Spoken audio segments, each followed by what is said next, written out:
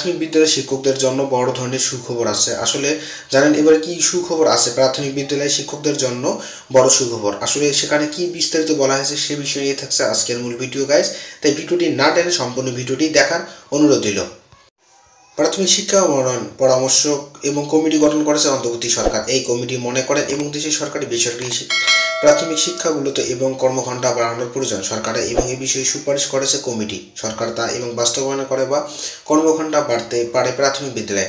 গত 30 সেপ্টেম্বর প্রাথমিক শিক্ষা উন্নয়ন এবং প্রয়োজনীয় সুপারিশ এবং দিতে 9 সদস্যের একটি কমিটি গঠন করা হয়। এতে ব্র্যাক এবং বিশ্ববিদ্যালয়ে এমএ টিচার এবং অধ্যাপক মঞ্জুরুল আহমদকে এবং প্রদান করা হয়েছে।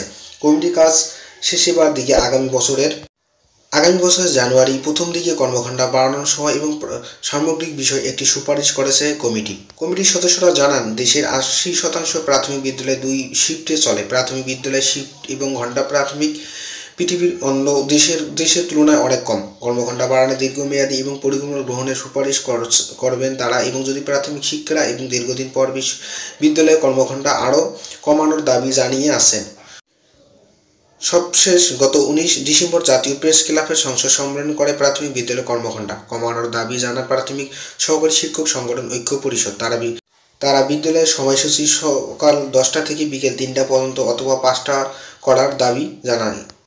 শিক্ষার্থীদের শেখার ক্ষেত্রে সে বিরাট ঘাটতি থেকে যায়, সেটি কীভাবে পূরণ করা হবে তা আমরা গুরুত্ব সহকারে এবং দেখছি। শিক্ষক কর্মকর্তাদের এবং সুযোগ সুবিধা ও শেখার ঘাটতি এবং সমন্বয়কভাবে উন্নতি কমিটি কাজ করেছে। তিনি বলেন শিক্ষক কর্মকর্তা কর্মচারীদের নানা দায়বদ্ধতা এবং আছে অবকাঠামোগত ব্যবস্থাপনা নিয়ে নানা সমস্যা রয়েছে। আমরা হয়তো সুপারিশ করব যেখানে থেকে কতটুকু বাস্তবায়ন করা হয় সেটা বা সরকার জানেন। সুপারিশ আমলে কিছু উচ্চ ক্ষমতা এবং থাকলে তা সুপারিশ করবে শিক্ষকদের বেতন প্রশিক্ষণ নিয়ে। শুধু কর্মঘণ্টা নয়, শিফট এবং শিক্ষক সংকট বিষয়ন এবং সেই ব্যবস্থা নিয়ে সেটিকে কাজ করতে হবে সেই বিষয়টি তারা জানিয়েছে। কমিটির সুপারিশগুলোর মধ্যে অন্যতম গুরুত্বপূর্ণ প্রাথমিকের শিক্ষকদের বেতন ভাতা ও অসঙ্গতি দূর করা। বিষয়টি সংশ্লিষ্ট কমিটির ভাবনা হলো বর্তমান শিক্ষকরা এবং 10ম গ্রেড বা পেলে অনেকেই সেই পরিমাণ বেতন পাচ্ছে না। এই অবস্থায় থেকে পরিশ্রম পেতে এটি লেভেলের শিক্ষকদের একটা গ্রেড রাখা পরিকল্পনা করা হয়েছে। এটি বা দূর করে শিক্ষকরা এবং তার উচ্চ গ্রেডে যাবে। এরপর কিছু শতক পূর্ব এবং পেশাদারগত দক্ষতা দেখাতে পারলে তাদের পদোন্নতি দেওয়া হবে। এই প্রক্রিয়া সম্পূর্ণ করলে এবং ধাপে ধাপে তাদের সহকারী প্রধান শিক্ষক পদে পদোন্নতি দেওয়া হবে।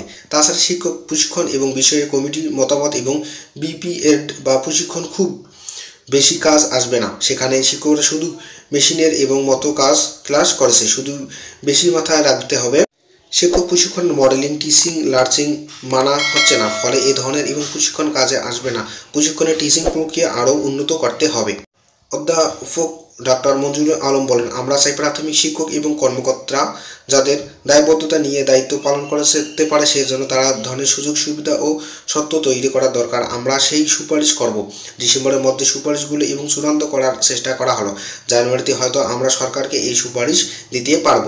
অধ্যাপক মঞ্জুরুল আহমেদ সদস্য সচিব হিসেবে রয়েছেন। প্রাথমিক ও গণশিক্ষা মন্ত্রণালয়ের যুগ্ম সচিব ও বিদ্যালয় যে আসাদুজ্জামান। বাকি সদস্যরা হলেন প্রাথমিক শিক্ষা অধিদপ্তরের সাবেক মহাপরিচালক খন্দকার। আসলে যে কমিটিগুলো যে 9 সদস্য বিশিষ্ট কমিটি করা হয়েছে প্রাথমিক বিদ্যালয়ের জন্য শিক্ষকদের জন্য যে বড় ধরনের সুখবর দেওয়া হয়েছিল তাদের বেতন ভাতা এবং যে কর্মঘণ্টা আছে বাড়ানোর জন্য বা সেই বিষয় নিয়ে তারা কিন্তু এই 9 বিশিষ্ট কমিটি গঠন করেছে। যদি ভিডিওটি ভালো লাগে অবশ্যই লাইক কমেন্ট শেয়ার করবেন। সবাই